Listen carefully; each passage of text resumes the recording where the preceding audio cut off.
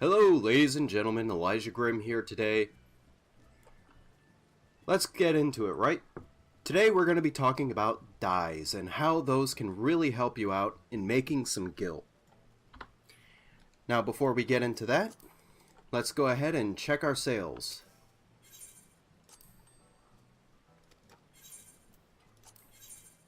Let's see, that's 172,000 gil, puts us over 6 million gil. And how did we make that? A lot of that stuff we gathered, some of the cloth materials we sold, so we did pretty good. And of course we're going to sell off some of the stuff I got on my map run.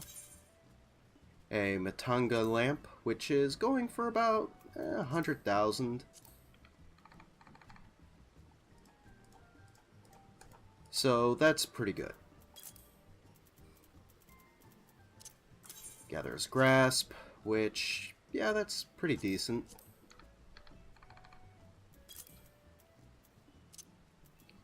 And some of this stuff I'm just gonna put up for sale in, oh, well, that's unfortunate. Some people leaving. It happens. Anyway, let's see, the Nangshan Silk, 245,000, that seems about fair.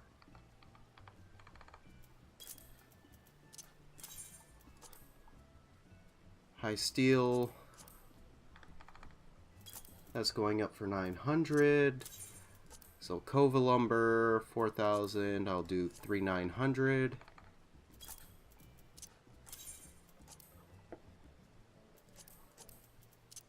I'll put that up later.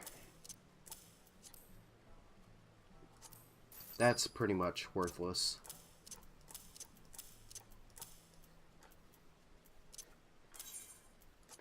Maple Leaf, I'm not going to waste space with that, but I'll hold on to it.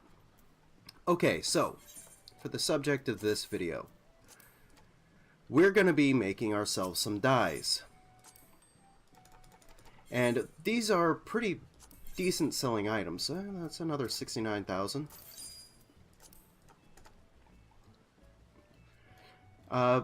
People love glamoring their items. I'm one of them. And part of glamoring items is dyeing things.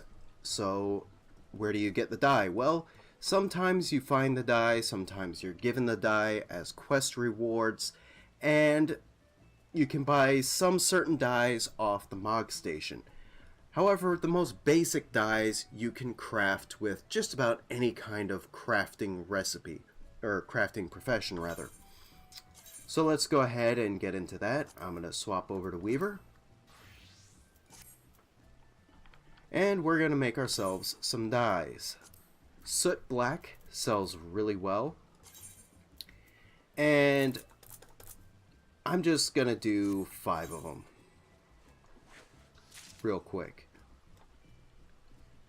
Now, it's really easy to mass produce dyes as long as you have the materials as well as the crystals. Now, depending on which profession you pick up, you'll be using different crystals to produce the dyes. But for this, I just need wind crystals and lightning crystals, and I can produce whatever dyes I need. Gonna go for some Dalamid Red. I'm going to produce 5 of those. Now I bought, well, for the Soot Black dye, I gathered all the pigment myself. It's really easy to gather this stuff with any kind of gathering profession, whether you're a botanist or a miner. And sometimes for fishing, you can desynthesize the fish and you can actually, get it that way. But a couple of dyes, the red dye and the yellow dye, I did purchase because, expediting, sorry, expediting the process. I'm going to do honey yellow, and I'm just going to do 5 of those.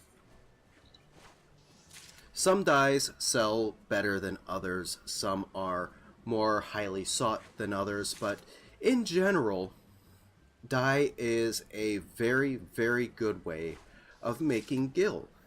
People buy it all of the time, and it sells pretty decently in stacks of 5, which is why I am making stacks of 5.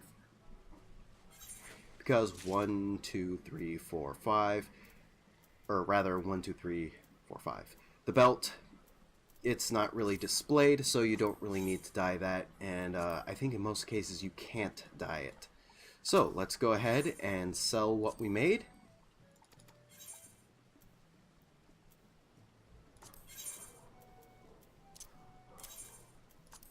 Soot black, look at all this.